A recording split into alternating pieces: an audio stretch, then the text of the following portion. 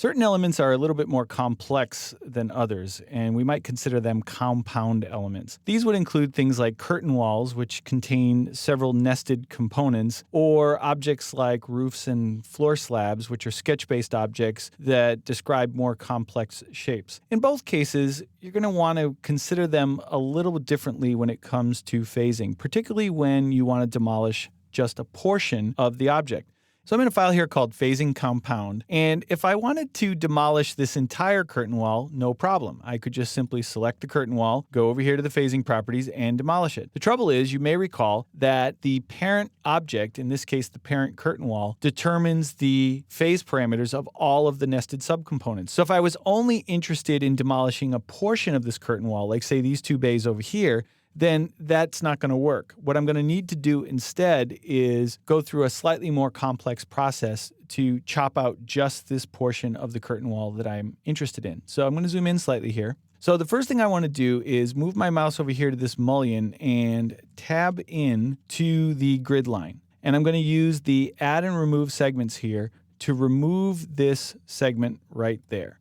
The next thing I'm going to do is select the two mullions down at the bottom here and remove those as well.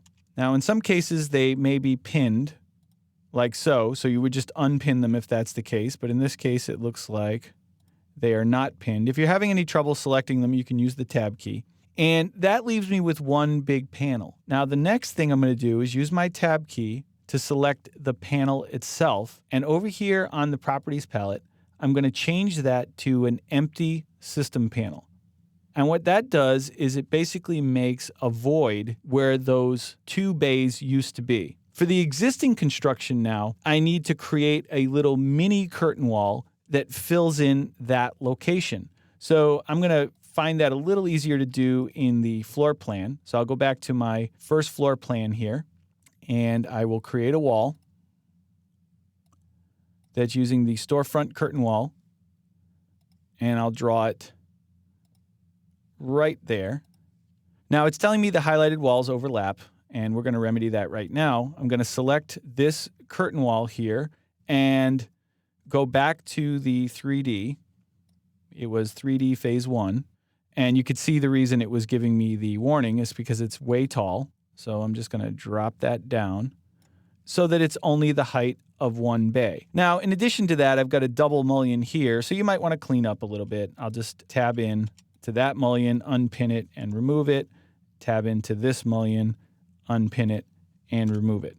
So essentially what you're trying to do, and there's a little other fine-tuning that I could do there, but essentially what you're trying to do is make it look like the original curtain wall did, but make sure that it's created in two pieces. So I now have an overall curtain wall that includes these bays, and then a smaller one here that's just that small area. And you can probably figure out what we're going to do next. Now that we have this small little curtain wall here that's all by itself, we can easily demolish it. To demolish this curtain wall, we just do it the same way that we would before, right? It's created in the existing phase. We'll leave that.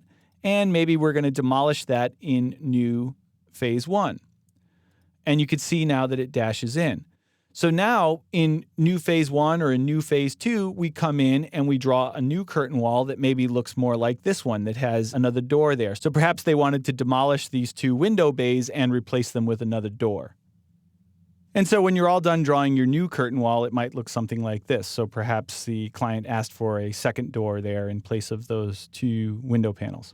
That's what we have to do for a curtain wall. If you're working with a floor slab or a roof, it's relatively similar. I'm not going to necessarily walk through all of the steps, but I want to take you around to this side over here. And the existing building has this roof here that's all one piece that covers over both portions of the building. But of course, we're demolishing just this portion of the building here, which means we need to demolish part of the roof. Well, the roof is also a compound object, and you can't demolish part of the roof without demolishing all of the roof. So this is our new phase 1 here where the existing roof was showing. If I Fast forward here to new phase 2. If I spin it around, the solution was to actually create 2 separate roofs. So you'll have to go into your roof and copy and paste it on top of itself, and then edit the sketch of the roof on the left and remove the portion on the right, and edit the sketch of the roof on the right and remove the portion on the left, and then demolish the one half and keep the other half. And so it's a similar process, but the idea is you can't just demolish part of an object. You either have to demolish the object or not. So when you have a more complex object like a roof or a floor or a curtain wall, you sometimes have to get clever about the way you approach it in order to assign the proper phasing.